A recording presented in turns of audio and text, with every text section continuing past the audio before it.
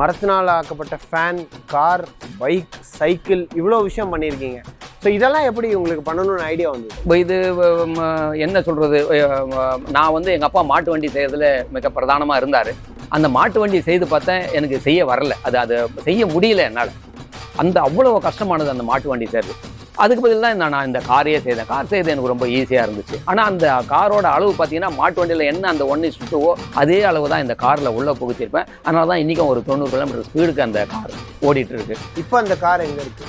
இப்போ கார் ஒரு 2 வருஷமாக இந்த கொரோனாவை அப்படியே சும்மா போட்டு மூடி வச்சுருக்கேன். இன்னும் எடுக்காமல் வச்சுருக்கேன். கொஞ்சம் ரிப்பேர் பண்ணால் எடுத்து ஓட்டலாம். ஆனால் ஓட்டக்கூடிய கண்டிஷனில் இருக்குது. அது போக சைக்கிள், பைக் இந்த மாதிரி விஷயம்லாம் புதுசாக எப்படி யோசிக்க தோணுது? இது ஒரு மரத்தச்சர்னா ஒரு சாதாரண ஒரு கார்பெண்டர், ஒரு கூலிக்காரன், ஒரு வேலைக்காரன்ற மாதிரி இந்த என்ன சொல்கிறது, இந்த சிட்டியில் நினைக்கக்கூடிய ஒரு சூழ்நிலையை என்னால் பார்க்க முடிஞ்சது. இல்லை கார்பெண்டர்கிட்ட இப்போ மிகப்பெரிய ஒரு சயின்ஸ் இருக்குது. அவரால் உளி சுற்றி வாழ வச்சுட்டு காரும் செய்ய முடியும், தேரும் செய்ய முடியும்னு செஞ்சு காமிக்கணுன்றதுக்காக தான் நான் இதெல்லாம் வெளியே கொண்டு வந்தேன். மரத்தினால் ஆக்கப்பட்ட ஒரு கோவில், அதோட மினியேச்சர் நீங்கள் வந்து பண்ணியிருக்கீங்க.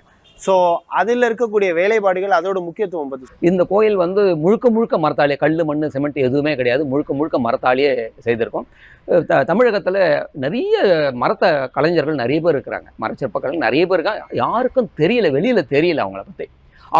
அவங்கெல்லாம் செய்தாங்கன்னா அது அவங்களுக்குன்னே ஒரு தனித்தன்மை வாய்ந்த ஒரு பொருளாக இருக்கும். அவங்க இறந்துட்டாங்கன்னா அதே மாதிரி இன்னொருத்தர் செய்வாரான்னா செய்ய முடியாது.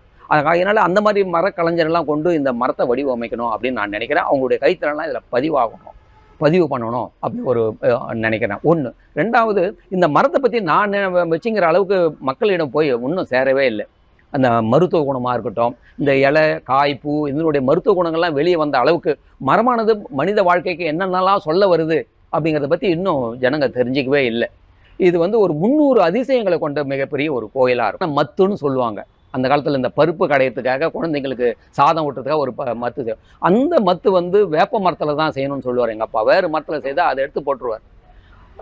வேப்ப மரம் கசப்பாக இருக்குமே, அதில் போய் பருப்பு கடைஞ்சா அந்த பருப்பு கசப்பாகுதுன்னா அந்த கசப்பு குழந்தைங்களுக்கு உள்ளே போகணும். அதுவும் அந்த வயசில் தான் அது உள்ளே போகணும். அப்போ தான் அது வந்து எதிர்ப்பு சக்தி உருவாகும் அப்படின்னு சொல்லி அந்த ஒரு மத்து செய்தால் கூட எந்த மரத்தில் செய்யணும் அப்படின்றத சொல்லி கொடுப்பார். அதே மாதிரி ஒரு உப்பு தட்டுன்னு ஒன்று இருக்கும் சார். அந்த காலத்தில் உப்புங்கள்லாம் போட்டு வைக்கிற ஒரு சின்ன ஒரு பாத்திரம். அது வந்து பலா மரத்தில் செய்திருப்பாங்க. அதில் உப்பு போட்டு வச்சா மழை காலமானாலும் அது பதத்து போகவே போகாது. அதே மாதிரி அஞ்சரை பெட்டின்னு ஒன்று இருக்கும். அந்த அஞ்சரை பெட்டியில் பார்த்தீங்கன்னா அந்த மிளகு, கடுகு, சீரகம் எல்லாம் போட்டிருப்பாங்க. அதுக்குன்னு ஒரு மரம் தேர்ந்தெடுத்து வச்சுருப்பாங்க. அந்த மரத்தில் அந்த குறுக்காப்புளி மரம், பலா மரம், இந்த மாதிரி மரங்களாக தேர்ந்தெடுத்து அதை செய்திருப்பாங்க.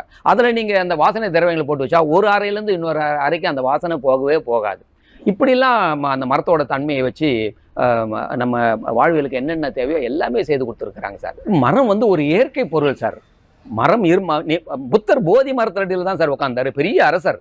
அவர் பெரிய ஒரு சிம்மாசனம் செய்து உட்காந்துருக்கலாமே, ஒரு பெரிய மாளிகை கட்டி உட்காந்துருக்கலாமே.